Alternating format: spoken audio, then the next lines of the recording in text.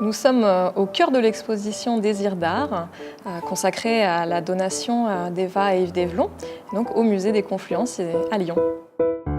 Je suis Marie Perrier, je suis en charge des collections africaines et océaniennes au musée des Confluences. L'histoire de cette collection, c'est 50 ans de passion pour Yves Dévelon, un petit peu moins pour son épouse Eva qui le rejoint dans l'aventure, mais pour elle c'est 40 ans aussi vraiment dédiés à la valorisation de l'art africain et à la reconnaissance des cultures artistiques du Nigeria. Alors, il y a plusieurs spécificités dans la collection d'Eva et Yves Dévelon. Donc d'abord, la première spécificité, c'est d'avoir centré cette collection sur le Nigeria.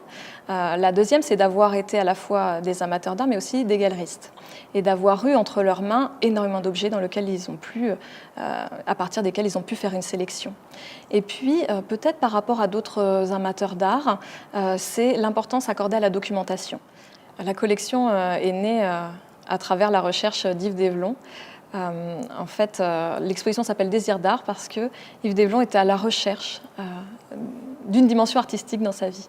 Il a l'habitude de dire que s'il avait été en Papouasie, peut-être qu'il aurait collectionné de l'art papou. Il se trouve qu'il était en Côte d'Ivoire en 1965. Il avait alors même pas 30 ans. Et il va acheter ses deux premiers objets, deux objets qui sont au tout début de l'exposition, deux objets tout modestes. Une petite porte de grenier d'Ogon, de grenier à semences, et puis une petite statuette baoulée, tout à fait modeste, mais qu'il a conservée dans sa collection. C'est vrai qu'il y a une plus-value importante dans le travail de documentation qu'a effectué Eva Dévelon. Dans leur parcours de collectionneur, Eva a une place un peu particulière. Quand elle rencontre Yves, son futur époux, elle dit qu'elle rencontre Yves et l'art africain. Elle ne connaissait pas du tout l'art africain avant cela. Et elle va petit à petit, d'abord timidement et puis de plus en plus, affiner son regard sur l'art africain et parfois après imposer ses choix dans la collection qui à la base était celle d'Yves Dévelon. Et puis elle va apporter vraiment un approfondissement de la documentation. Elle a créé une base de données entièrement numérique où elle a documenté l'ensemble des objets. Alors c'était déjà une habitude dans leur galerie où ils faisaient des fiches documentaires qu'ils remettaient aux personnes qui venaient acheter des objets, mais ils ont poussé ça encore plus pour leur propre collection. Ils ont une incroyable bibliothèque et des dossiers papier et numériques pour l'ensemble de leurs objets.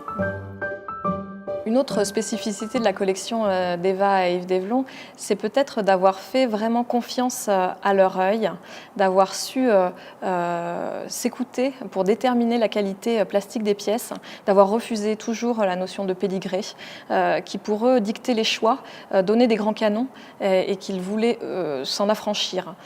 C'est pour ça qu'ils ont aussi dans leur collection des œuvres atypiques qu'on ne peut pas relier vraiment à des styles qu'on connaît aujourd'hui. Et c'est toujours une prise de risque dans une collection parce qu'on peut mettre en doute l'authenticité de certaines pièces quand on ne connaît pas une autre pièce similaire. Donc ils ont pris ce genre de risque. Mais au-delà de ça, ils ont dans leur collection comme une petite statuette Fang par exemple qui est reconnue comme tous par un véritable chef-d'œuvre. Donc eux le disent pas comme ça, mais c'est une pièce absolument incroyable.